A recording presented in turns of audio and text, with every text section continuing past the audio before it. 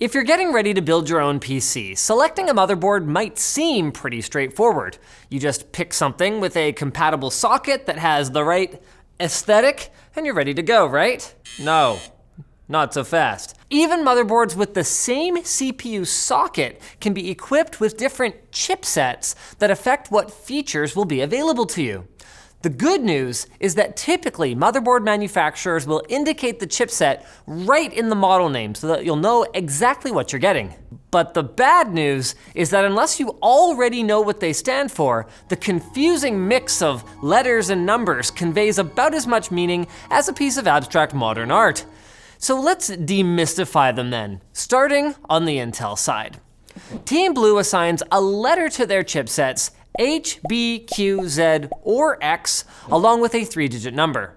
The letter will tell you which general tier the chipset is in.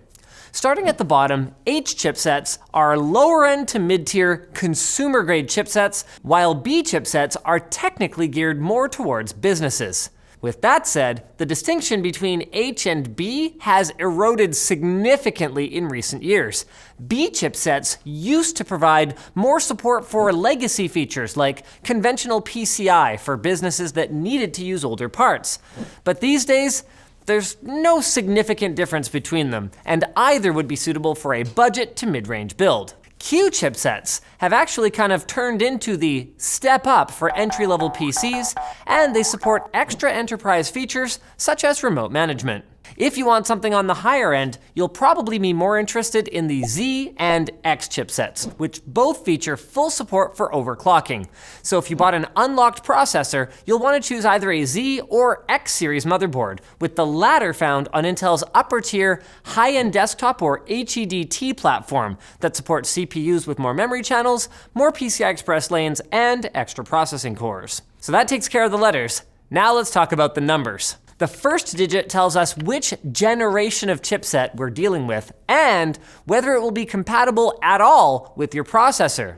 Then, beyond that, higher numbers typically mean better features, such as improved PCI Express connectivity, more USB ports, more memory slots, or compatibility with Optane memory, which you can learn more about right up here. But what if you're more of a Team Red person and you've got an AMD CPU? Well, like Intel, they combine both a letter and a number with newer chipsets for Ryzen CPUs using the letters A to indicate an entry-level chipset, B to mean mid-grade or mainstream, and X for extreme, I mean enthusiast. So here's what this means in practical terms. You'll need either a B or X series chipset to overclock, an X chipset to use SLI, and either an X or a B450 for crossfire. You'll also find more SATA ports, more USB headers, and again, more flexibility in the PCI Express implementation the further up the product stack you go. Now currently, the number will either start with a 3 or a 4, with 4 indicating a second generation part that supports AMD StoreMI, which caches your frequently used data from your hard drive to an SSD.